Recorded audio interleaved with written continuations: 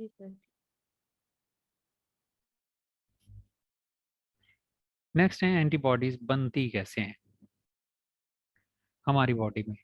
वो तो हमें बताए कि एंटीबॉडीज को बनाने के लिए हमारी बॉडी में प्रेजेंट होते हैं ज़ाहिर है स्पेसिफिक सेल्स जिन्हें हम कहते हैं, वो हैं हमारे बी लिम्फोसाइट्स। तो ये जैसे हमारे बी लिम्फोसाइट्स हैं जो हमारे लिए वो ख़ास तरह की कोई एंटी बॉडीज जो हैं वो बना रहे हैं। ये एक बी लिम्फोसाइट है, एक और बी लिम्फोसाइट ऐसे हमारा, तो ये हमारे लिए बना रहे थे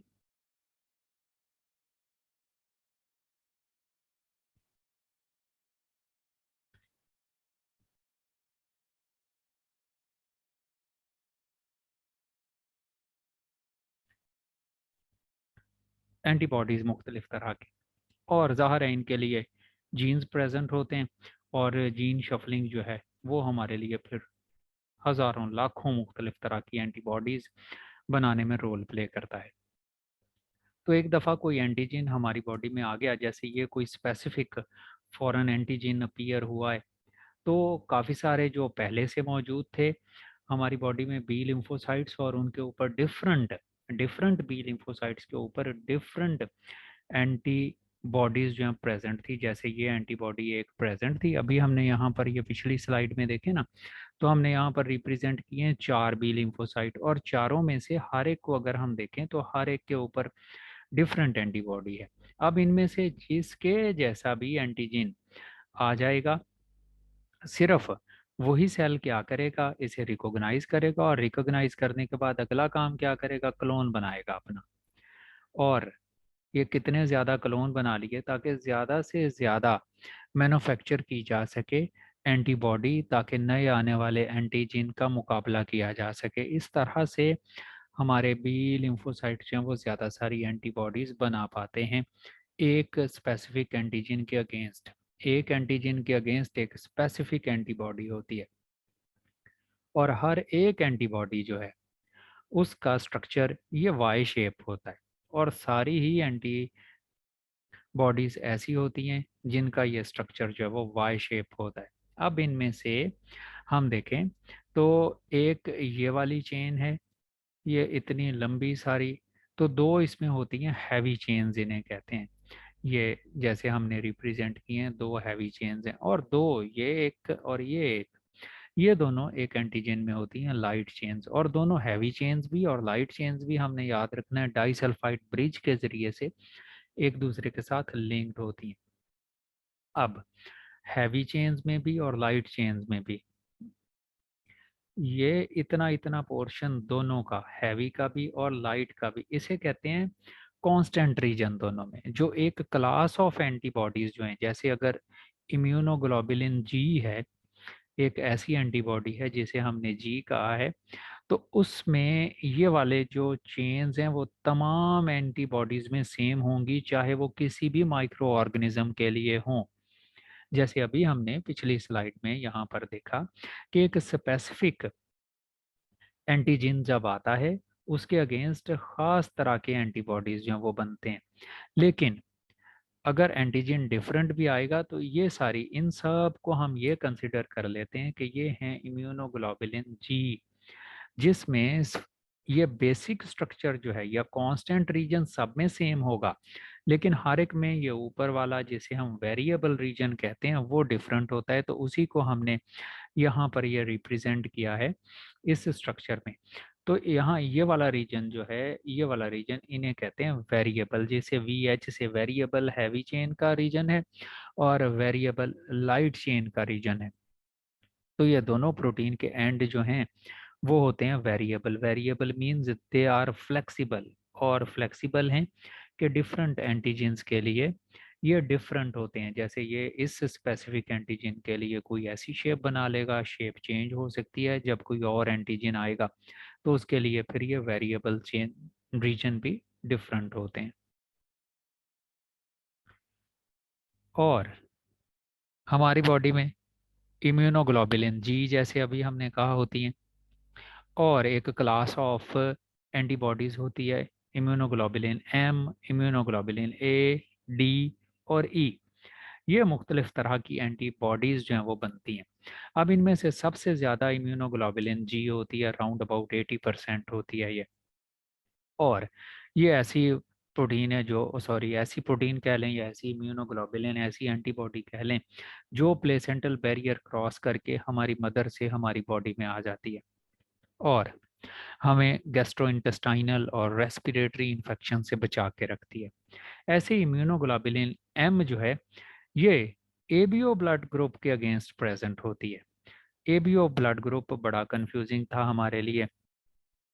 तो एक इंसान जिसका रेड ब्लड सेल्स की सरफेस के ऊपर खास तरह का एंटीजन ए एंटीजन प्रेजेंट है तो उसकी बॉडी में ये इम्यूनोग्लोबुलिन एम बनेगी बनेगी। इम्यूनोग्लोबुलिन एम जिसे हम कहते हैं आईजीएम बन जाती है। लेकिन ये आईजीएम का जो वेरिएबल रीजन है वो एंटीजन ए जैसा नहीं बनता बल्कि वो किसी और तरह का बन जाता है। से वो इस तरह का बन गया है और इस तरह का ये ऐसा रीजन है, ये वाला वेरिएबल रीजन ऐसा रीजन बन गया है जो किसी और एंटीजन के लिए है जो इसकी बॉडी में प्रेजेंट नहीं है।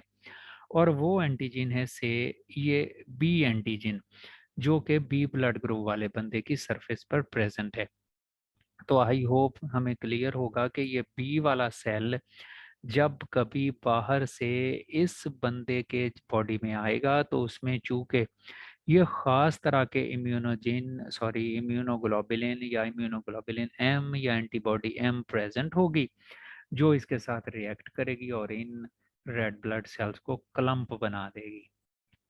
इसी तरह से ऐसा इंसान जिसका ब्लड ग्रुप खुद का बी है और उसमें ये वाला एंटीजन ऑलरेडी प्रेजेंट था तो उसमें जो इम्यूनोग्लोबुलिन एम होता है वो ज़ाहिर है इस जैसा तो नहीं होता, उसमें थोड़ी वेरिएशन होती है, इस तरह का बनता है ऐसा का। तो ये और ये चूंकि फिट आ सकते हैं तो ये वाला ब्लड ए ब्लड जब भी हम बी वाले बंदे को लगाएंगे तो क्या होगा भला, उसमें तो ये इम्यूनोग्लोबुलिन प्रेजेंट है और इम्यूनोग्लोबुलिन प्रेजेंट है तो ये वाला उसके साथ रिएक्ट करेगा, फिट आएंगे और इनका क्लम्प बना देगा।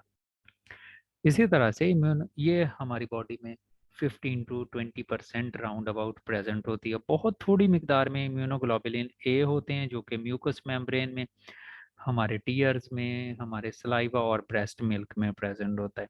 इम्यूनोग्लोबुलिन डी हमारे ब्लड में प्रेजेंट होता है और प्लाज्मा में, और इम्यूनोग्लोबुलिन ई एलर्जिक रिएक्शंस काज करने में रोल प्ले करते हैं। तो ये 5 डिफरेंट क्लासेस जो हैं एंटीबॉडीज़ की, वो ऐसी क्लासेस हैं जिनमें इनकी कांस्टेंट चेन्स सब में, हर एक में एम में वो जितनी भी लाखों करोड़ों मुख्तलिफ तरह की इम्यूनोग्लोबुलिन एम बन सकती हैं हम में, लेकिन उनमें जो कांस्टेंट रीजन होगा वो सब में सेम होगा। सिर्फ फ़र्क कहाँ पड़ेगा भला, एम में डिफरेंट रीजन्स जो हैं वो उसके वेरिएबल रीजन्स जो हैं ये वाले थोड़े से डिफरेंट होते जाएंगे। किसी इम्यूनोग्लोबुलिन एम में ये वाला रीजन होगा, किसी में किसी और तरह के, किसी में किसी और तरह का, जिस वजह से फिर एक क्लास जो है उसमें वेरिएशंस आती हैं इन वेरिएबल रीजन्स की वजह से कि वो मुख्तलिफ तरह के एंटीजन्स के साथ रिएक्ट कर पाते हैं। कोई सवाल तो नहीं इसमें से?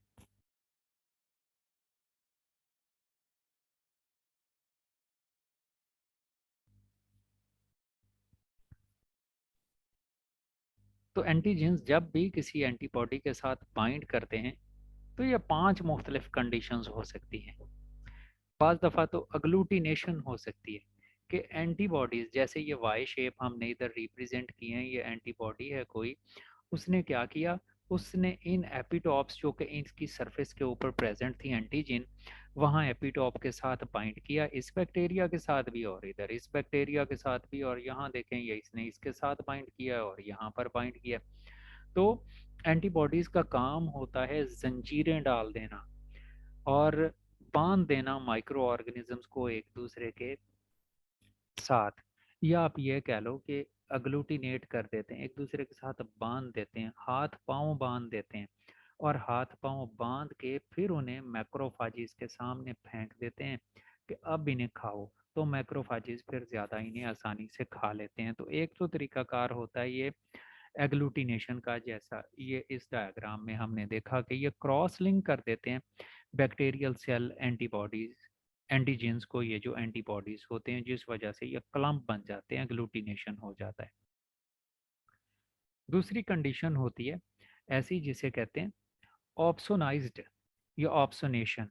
ऐसी कंडीशन है जिसमें एंटीजेंस जो होते हैं, सॉरी एंटीबॉडीज जो होते हैं, वो बैक्टीरियल सरफेस के साथ बाइंड तो किए हैं, और बाइंड करने के बाद यहाँ हम देखते हैं कि वो आपस में नहीं एक दूसरे के साथ बाइंड किए, इन्होंने बैक्टीरिया को अग्लूटिनेट नहीं किया, एक दूसरे के साथ बाइंड नहीं करते, बल्कि उन्हें मैक्रोफाज की सरफेस के ऊपर बाइंड करवा देते हैं ताकि वो उन्हें ज़्यादा आसानी से फेगोसाइट्स या फेगोसाइटोसिस उसकी कर सके। तीसरा काम ये कर पाते हैं प्रेसिपिटेशन। प्रेसिपिटेशन ऐसी कंडीशन है जब एंटीबॉडी एंटीजन के साथ रिएक्ट करते हैं और रिएक्ट करके उन्हें हमारे ब्लड में प्रेसिपिटेट करवा देते हैं ताकि मैक्रोफाजेस ज़्यादा आसानी से उन्हें खा सकें। न्यूट्रलाइजेशन है एक प्रोसेस। वायरसेस के अगेंस्ट ज़्यादातर ये होता है न्यूट्रलाइजेशन का प्रोसेस,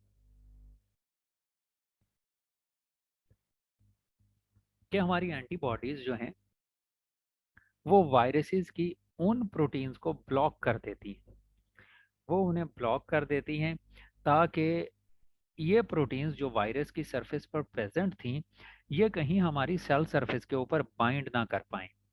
तो इन्हें इस काबिल नहीं रहने देते कि ये जो वायरसेस हैं वो हमारी सेल सरफेस पर बाइंड करें और फिर एंट्री गेन करें इनटू द सेल। इस प्रोसेस को हम कहते हैं न्यूट्रलाइजेशन।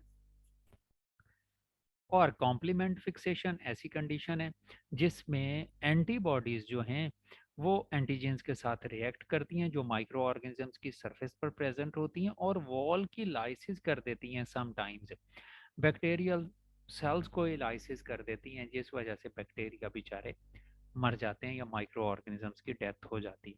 तो मुख्तलिफ तरह से अग्लूटिनेशन करके, ऑप्सोनाइजेशन करके, प्रेसिपिटेशन, न्यूट्रलाइजेशन या कॉम्प्लीमेंटेशन करके ये जो एंटीबॉडीज़ हैं वो हमें इन्फेक्शन से बचाने की कोशिश करती हैं।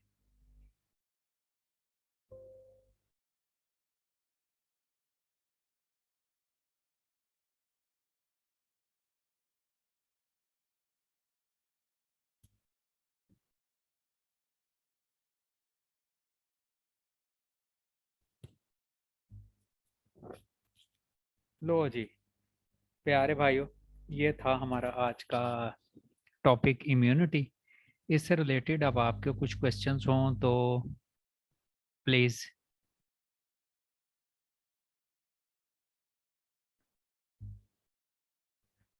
या कल व्हाट्सएप पर पूछेंगे।